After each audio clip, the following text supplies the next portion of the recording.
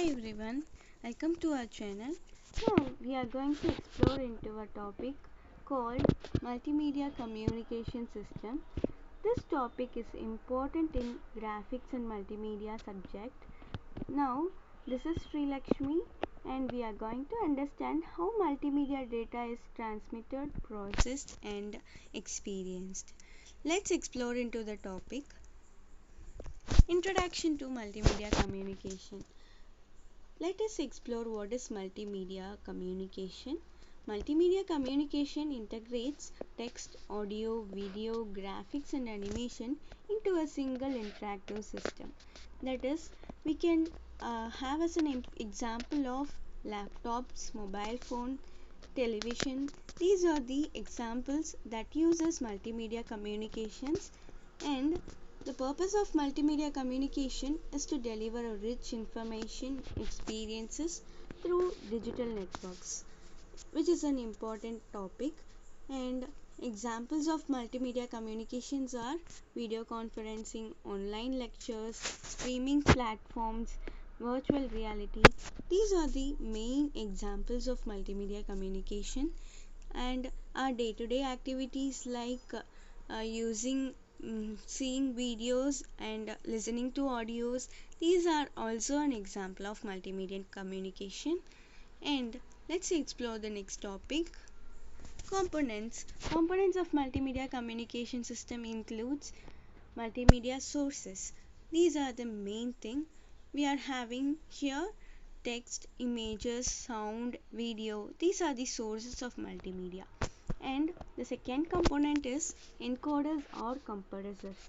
These are used to convert raw data into efficient formats. Then the third one is networks. It is used to carry data, wired or wireless data, through LAN, internet, ethernet. These are the networks we are going to use for multimedia communication system.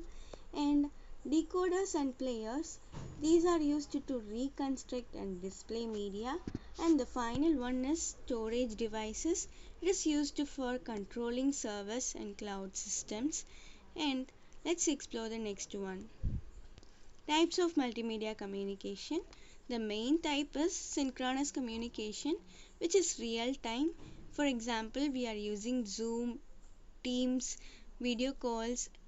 That is a live interaction between both two users.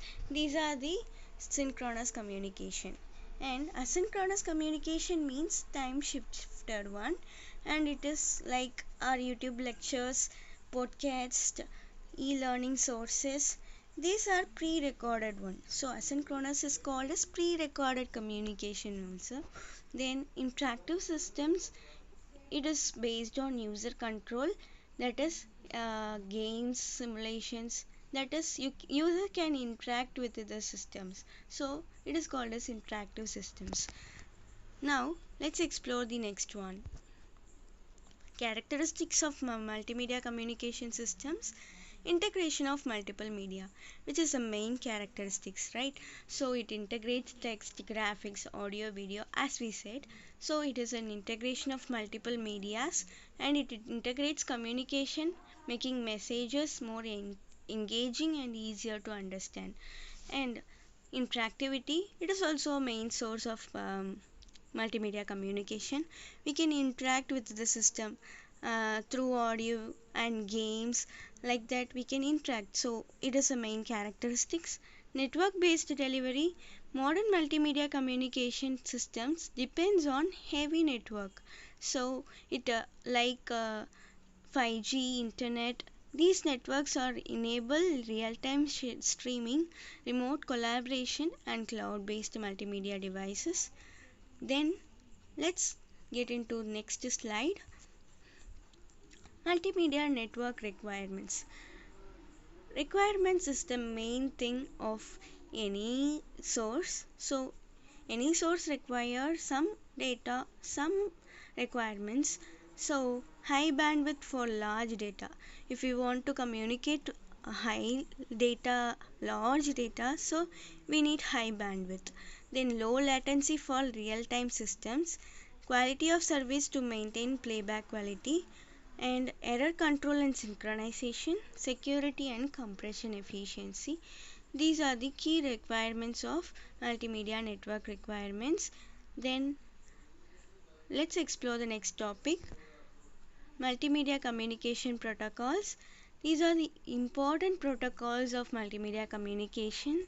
RTP, real-time transport protocol, it is used for real-time streaming and sharing data, and RTCP, which is control protocol, monitors quality of service, that is QoS. Then RTSP, this is real time streaming protocol, which is used to control media playback. And SIP, session initiation protocol, starts and ends with multimedia system sessions. Then HTTP or HTTPS for web based media applications. Then let's get into the next one. Applications of multimedia communications are video conferencing and VoIP, as I already said.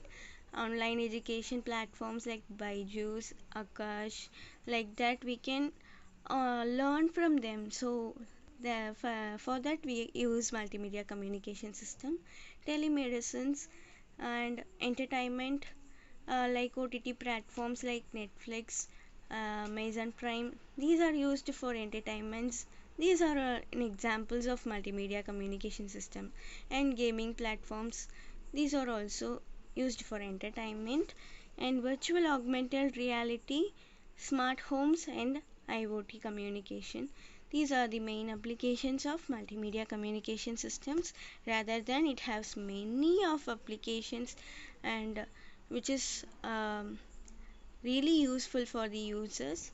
So let's explore it more further. Then after that, let's get into virtual reality. What is virtual reality? Virtual reality is extending its reach beyond gaming and areas like education, healthcare, and entertainment. By creating these virtual reality thing, which will help interactive experiences that user can experience. VR has the potential to revolutionize how we learn, train, and even treat medical conditions. And the technology continues to improving, right? So virtual reality is expected to become an integral part of various industries, and it will drastically develop in further future enhancements also, offering new ways to engage and experience the world. And the final, multimedia communication system, it is not about sharing information, it is about creating experience that can connect people beyond words. Thank you everyone, have a great day, and thank you. Follow more and subscribe our channel.